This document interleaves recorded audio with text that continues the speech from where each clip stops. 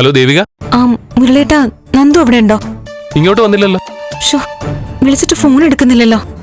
എന്താ കാര്യം? എന്തെങ്കിലും അത്യാവശ്യമാണോ? അതെ മുരളേട്ടാ, കുറച്ച് സീരിയസാ. എന്താ? നന്ദുവിനെ എങ്ങനെയെങ്കിലും ഒന്ന് ബന്ധപ്പെട്ട് പോലീസ് സ്റ്റേഷനിൽ വരാൻ പറയാവോ? ഞാനും അച്ഛനും സ്റ്റേഷനിലേക്ക് പോവാ. സ്റ്റേഷനിലേക്കോ? എന്താ ദേവിക, എന്താ പ്രശ്നം? അമ്മ തനൂജയ്ക്കെതിരെ കേസ് കൊടുത്തു. തനൂജയെ പോലീസ് അറസ്റ്റ് ചെയ്ത് സ്റ്റേഷനിൽ കൊണ്ടുപോയി. അമ്മ അവിടെയുണ്ട്. തനൂജയുടെ വീട്ടിൽ നിന്ന് അച്ഛനെ വിളിച്ച് കാര്യം പറഞ്ഞു. അച്ഛൻ സ്റ്റേഷനിലേക്ക് പോവാ, ഞാനും കൂടെ പോവാ. അവിടെ എന്തൊക്കെയാ നടക്കാൻ പോകുന്നതെന്ന് അറിയില്ല. നന്ദുവും കൂടെ ഉണ്ടായിരുന്നെങ്കിൽ ഒരു ബലമായേനെ. ഞാൻ അവൻ എവിടെയാണെന്ന് അന്വേഷിക്കാം. ആ ശരി. എന്തൊക്കെയാ ദേവികയായി നടക്കുന്നത്? സിദ്ധു അങ്ങളോട് പറയണം സ്റ്റേഷനിലെ കാര്യങ്ങളൊന്നും വഷളാക്കാൻ സമ്മതിക്കരുതെന്ന്. പറഞ്ഞ് സമാധാനിപ്പിക്കണം. ഇതൊരു വാർത്തയാക്കാനുള്ള അവസരം ഉണ്ടാക്കരുത്. എന്തൊക്കെയാ നടക്കാൻ പോകുന്നതെന്ന് ഒരു പിടിയുമില്ല. പിന്നെ പ്രഭാന്റി ഒന്ന് നിയന്ത്രിക്കണം. സ്റ്റേഷനിൽ വെച്ച് തനൂജയെ കയ്യേറ്റോ മറ്റോ ചെയ്ത കുഴപ്പമോ? എനിക്കറിയാം. ഇപ്പൊ തന്നെ അവിടെ എന്തെങ്കിലും സംഭവിച്ചിട്ടുണ്ടോന്ന് എനിക്കറിയില്ല. ഞാൻ സ്റ്റേഷനിലേക്ക് വരണോ? വേണ്ട മുരളേട്ടാ, എന്തെങ്കിലും ഉണ്ടെങ്കിൽ ഞാൻ വിളിക്കാം. ആ ശരി, ചെന്നിട്ട് വിളിച്ചാൽ മതി.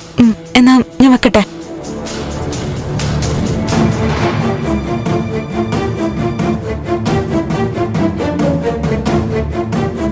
എന്താ മുരളേട്ടാ, അവിടെ എന്തൊക്കെയാ നടക്കുന്നേ? കാര്യങ്ങളാകെ കൈവിട്ടു പോവുക.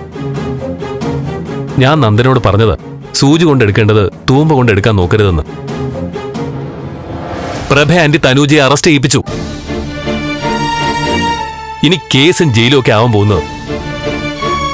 ആ മീര കേസിൽ സംഭവിക്കാനിരുന്നൊക്കെ തനൂജ കേസിൽ സംഭവിക്കുമെന്ന് എനിക്ക് തോന്നുന്നത്.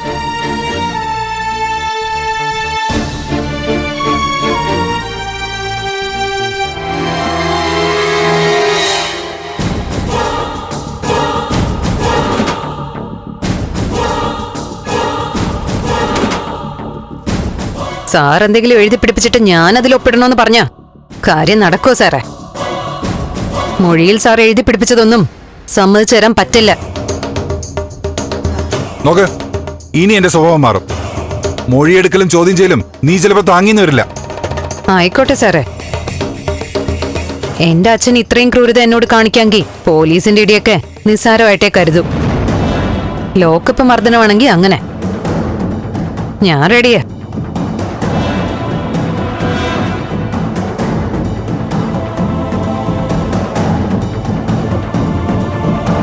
സിദ്ധു എന്തിനാ ഇപ്പൊ ഇങ്ങോട്ട് വന്നത്? താൻ വന്നത് അറിഞ്ഞിട്ട് തന്നെ. അമ്മേ, ഇന്നത്തോടെ തനൂജയുടെ പ്രോബ്ലം തീർക്കണം. സിദ്ധു ഇന്നെല്ലാം തുറന്ന് സമ്മതിച്ചല്ലോ. അവളുടെ ആരോപണങ്ങളൊക്കെ വ്യാജമാണെന്ന്. അതിന്റെ അടിസ്ഥാനത്തിലാ ഞാൻ അവൾക്കെതിരെ ഇന്ന് പരാതി കൊടുത്തത്. സിദ്ധുവില് വിശ്വാസം അർപ്പിച്ചിട്ടാ ഞാനത് ചെയ്തത്. ഞാൻ രാവിലെ നിങ്ങളുടെ മുന്നിൽ വെച്ച് പറഞ്ഞത് 100% സത്യമായ കാര്യം തന്നെയാ. ഞാൻ എസ്ഐ ഒന്ന് കാണട്ടെ.